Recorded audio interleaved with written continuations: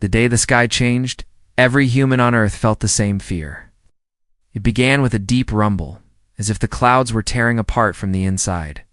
People ran out of their homes and stared upward in frozen silence. Above them, the Galactic Councils. Ships appeared one by one, each the size of a floating continent. Their metal shells reflected the sunlight like cold mirrors, and their engines hummed like a warning from the heavens. For years, the Council had watched humanity grow faster than expected. Humans were exploring deep space, building colonies, and developing new technology that even some old galactic races feared. But no one on Earth expected the Council to come down with a final judgment in the United Nations Command Hall. Earth's leaders stood shoulder to shoulder. They waited for the official message from the Council. The screen flickered. Then a tall figure appeared, a counselor with silver skin and glowing eyes. His voice echoed across every device, on every continent. "Humans of Earth," he said. "Your species has shown unacceptable aggression. Your rapid growth threatens the balance of the galaxy. The Council has reached a final decision." People across the planet held their breath. Some cried, some whispered prayers, some clenched their fists. "You are hereby banished from known space," the counselor continued. "You will leave this region of the galaxy within 7 cycles. If you refuse, the Council will take action to remove you." The room went silent. Not a single leader spoke. Not one dared to challenge the ruling. The counselor's voice grew colder. "This is for the protection of all species. Humans are unpredictable and dangerous." The screen turned black. Inside the command hall, the silence felt heavier than the ships above. The President of Earth sank into her chair. The generals exchanged hopeless looks. People outside screamed in confusion, demanding answers. Humanity was not just being threatened, they were being erased from the galaxy's map. But among the officers in the hall stood Commander Aaron Vale. He was young, sharp, and known for his fearless attitude. He stepped forward, fists at his sides, voice steady. "They fear us," he said. "They fear what we can become." The leaders turned to him, surprised by the strength in his tone. Aaron continued, "They call us dangerous because they cannot control us. They banish us because they know our potential. If they push us out of this space, then we go, but we do not disappear." His words carried weight. Some officers straightened their backs. Some leaders lifted their heads again. Aaron looked around the room. "We will survive. We will adapt. And one day, we will return." The president rose to her feet. Her voice was weak, but determined. "You speak as if this is not the end." Aaron met her gaze. "Because it is not." 7 cycles passed faster than anyone expected. The Council sent more ships to watch over Earth, ensuring the humans followed the order. Families boarded large colony ships with sadness in their eyes. They left behind homes, cities, and memories. No one knew where they were going. No one knew what waited for them in the dark beyond the borders. When the last human ship lifted from Earth's surface, a quiet sadness filled the entire planet. Billions watched from windows and viewing decks as Earth slowly shrank into a blue dot. Commander Aaron stood at the front of the lead ship, the Horizon Spear. His uniform was clean, his face calm, but inside, storm waited. He opened a channel to every ship in the fleet. "Humans," he said, "this is our lowest moment. We leave our home not because we are weak, but because we are strong enough to survive what others cannot. The Council thinks they can push us away and end our future, but they are wrong." Everyone listened in silence. Even children stopped crying. Aaron continued, "In the deep frontier, we will find new space, new power, and new strength. We will build again. We will rise again. When the galaxy hears our name, they will remember that banishing humanity was their greatest mistake." A roar of approval rose through the ships. People cheered, some cried in pride, and some whispered the same words over and over. "Humanity does not break." The fleet moved beyond the Council's borders and entered unknown territory. The space ahead was dark and empty, with no stars for long stretches. Supplies were limited, engines strained. Many believed the Council had sent them into a dead zone where nothing could survive.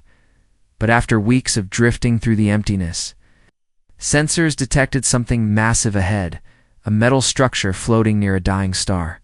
The ships slowed. Lights swept across the object. At first, no one understood what they were seeing. Then the shape became clear, a giant starforge. A machine from an ancient civilization long gone. Metal towers reached upward like frozen flames. Gigantic rings surrounded the structure, still glowing faintly even after thousands of years. It looked abandoned, but not dead. Aaron stared at it, eyes wide. "This," he whispered, "is our second chance." The fleet anchored near the starforge. Engineers studied its systems, and slowly they realized the truth.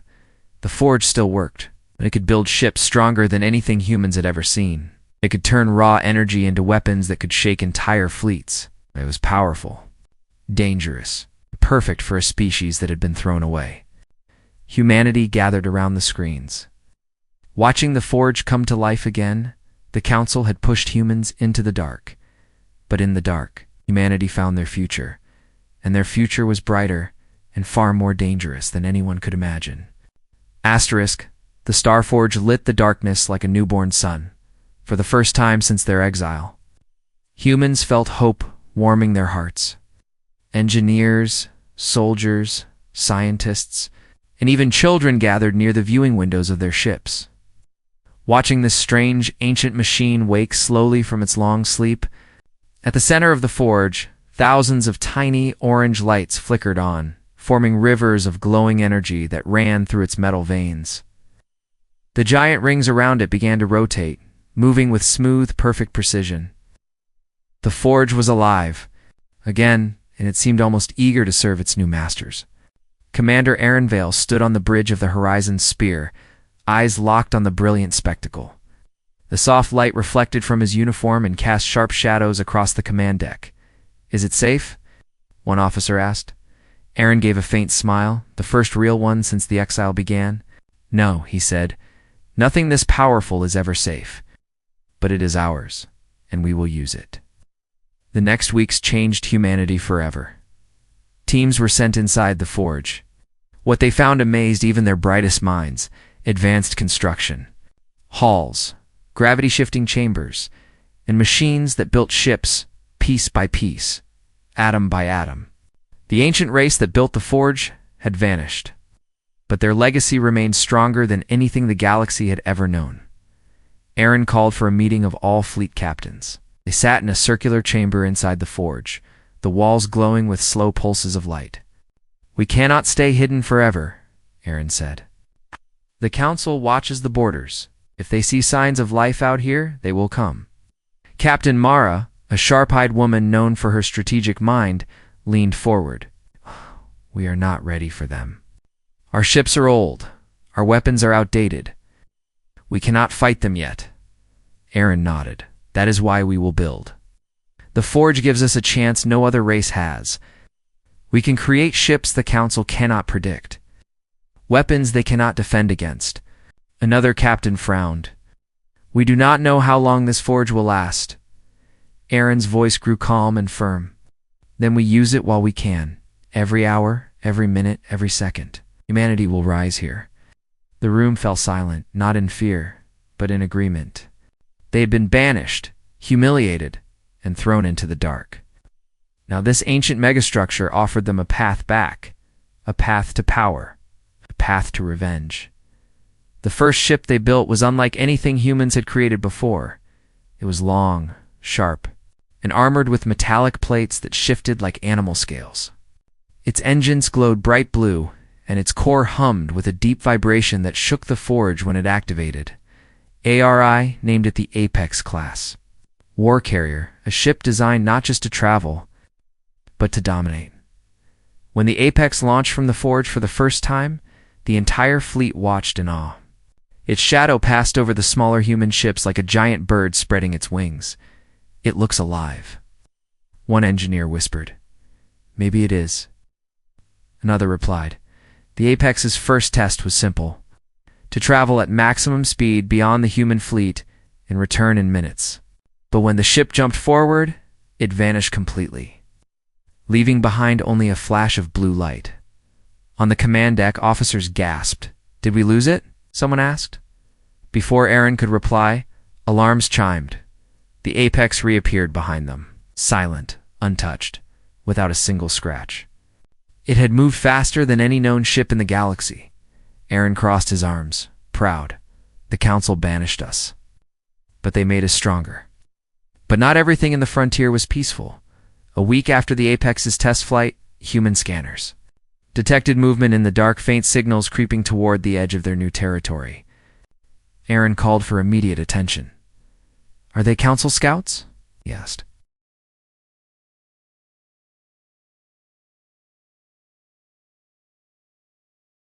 "No," Mara said, shaking her head. "These ships are weak, small, old. Not Council design." Aaron narrowed his eyes. "Pirates." The officer nodded. "Looks like it." Aaron gave a cold smile. "Good. A test." He ordered the Apex and 2 smaller ships to intercept. The pirates approached with confidence, believing humans were weak refugees with dying machines. Their mistake became clear in seconds. The Apex activated its forward cannons, silent weapons that fired thin beams of blue energy. The beams sliced through the pirate ships like soft paper. Explosions lit the frontier sky. The pirates turned to flee. Aaron's voice echoed through the cums. "Leave one alive." The Apex disabled the last pirate ship's engines. Once the ship drifted helplessly, Aaron opened a channel. "You entered human space without permission," he said. "Tell your people what you saw here. Tell them humans are no longer prey." The terrified pirate nodded rapidly on the screen. "Yes, Commander. I will tell them. I swear." "Good," Aaron replied. "Now go." When the pirate ship limped away, the human officers realized something important. This was no longer exile. This was territory, human territory. The Council soon heard whispers, a rumor, spreading across the galaxy, a forbidden region. Beyond the border was no longer empty. An unknown power had awakened ancient weapons and the ships patrolling. That region moved like shadows, striking faster than light. Council leaders gathered in fear. "Who are they?" a counselor demanded. No one answered, till a scout returned with a shaky voice and a single message. "They call themselves the Human Ascendancy." The Council stared in disbelief. Humans, the species they banished, were rising again.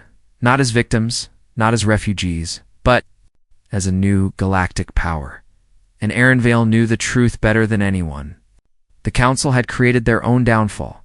Humanity was coming back, and this time, they would come as rulers. Asterisk, the first sign of fear, appeared long before the Council saw the humans. It began with whispers across the galaxy. Traders spoke about a strange fleet moving through dead zones. Miners swore they saw metal giants drifting past abandoned star systems. Refugees told stories of blue lights reflecting on dark hulls, moving with impossible speed. Every tale carried the same message: a new power is rising in the frontier. The Council tried to ignore the rumors. They believed humans were suffering, lost in empty space. They believed the exile had worked. They were wrong. Inside the Council's grand chamber, 12 alien species stood in a perfect circle. Their holographic screens showed strange reports, each more frightening than the last. One counselor growled, "Our outer border patrol is gone? Wiped out." Another slammed his staff. "Impossible. No one can defeat them so fast." A trembling officer stepped forward. His voice shook as he spoke. "Your Honors, we have identified the attackers." The room fell silent, colder than deep space. "They are humans," the officer whispered, "and they are not the same anymore." The counselors stared at him with wide eyes. Humans, the species they called weak, unstable, emotional, had destroyed 3 battle groups in less than a minute each. "How?" a counselor demanded. "What technology did they steal?" The officer swallowed hard. "They did not steal anything. They built. They evolved. And they are coming. Far beyond the Council's guarded worlds." The Human Ascendancy fleet prepared for the most important journey in human history. Dozens of ships floated near the Starforge, sleek destroyers, massive carriers, and the towering Apex-class war carriers that looked more like living beings than machines. Their blue engines glowed like fire trapped in glass. Commander Vale stood at the front window of the horizon, sphere as the fleet aligned for departure. His reflection stared back at him, older, sharper, forged by exile and responsibility. Mara stepped beside him. "Are you ready?" Aaron did not move. His eyes stayed on the glowing rings of the forge. "Hiding has ended," he said quietly. "Now the galaxy will see what humans become when pushed into darkness." Mara breathed out slowly. "The Council thinks this will be a negotiation." Aaron shook his head. "No, this is judgment." He raised his hand, set course for Council space. Engines roared. The fleet launched, ripping through the dark like a blade of blue light. Humanity was going home. The Council's defenses detected the fleet before it arrived. But the readings made no sense. Unknown energy signatures. Impossible speeds. No identification codes. The defense commander panicked. "What species is this?" His officer gasped. "Sir, they match human DNA signatures." The commander froze. Before he could speak, blue light tore open the sky. The human fleet emerged in perfect formation, every ship glowing with cold power. The Apex-class carriers extended their metallic wings, ready to fire at a moment's notice. Council soldiers on the ground stared upward in disbelief. These are humans? The fleet did not slow. It descended like a storm. The first battle lasted only 60 seconds. Council ships rushed forward, thinking humanity still fought with old Earth weapons. They did not realize that the Apex carriers carried forges of their own. Small copies of the ancient megastructure. Built by human engineers, the Apex ships opened fire. Blue energy beams sliced through Council battleships before their shields activated. Missiles moved far too fast for interception. Human fighters danced through enemy lines like sparks of lightning. One Council admiral screamed, "Retreat! Retreat!" But there was no escape. By the end of the minute, every Council ship was either destroyed or disabled. Human losses were 0-0. The survivors watched the Apex fleet hover silently in the burning sky. Humanity had returned as something new, not prey, not victims, rulers. Inside the main Council chamber, alarms blared. The members gathered quickly, shouting over each other. "They cannot attack us directly." One counselor cried. "They already have," screamed another. The room shook as explosions echoed outside. The great doors burst open, revealing Commander Vale, armored in dark metal, flanked by human soldiers. The counselors stepped back in fear. "You," one whispered. "You were banished." Aaron's voice was calm. "And yet, here we stand." A counselor raised his trembling staff. "You come to destroy us?" Aaron stepped forward, eyes cold but controlled. "No, humanity does not destroy without reason." He looked around the room. "But we do not bow anymore." The counselors lowered their heads. Aaron spoke again, his voice echoing like thunder. "You banished us because you feared what we could become. Today, you see the result of that fear." He placed a small device on the table. A hologram of the human fleet appeared. Hundreds of ships, each capable of defeating entire armadas. A counselor whispered, "What do you want?" Aaron's expression was firm. "Recognition, respect, a seat equal to yours. And control over the outer territories we claimed." Another counselor swallowed hard. "And if we refuse?" Aaron leaned closer. "Then we will not need a council." Silence filled the chamber. Fear mixed with awe. The counselors knew their era had ended, and the era of humanity had begun. Within hours, the council signed the new treaty.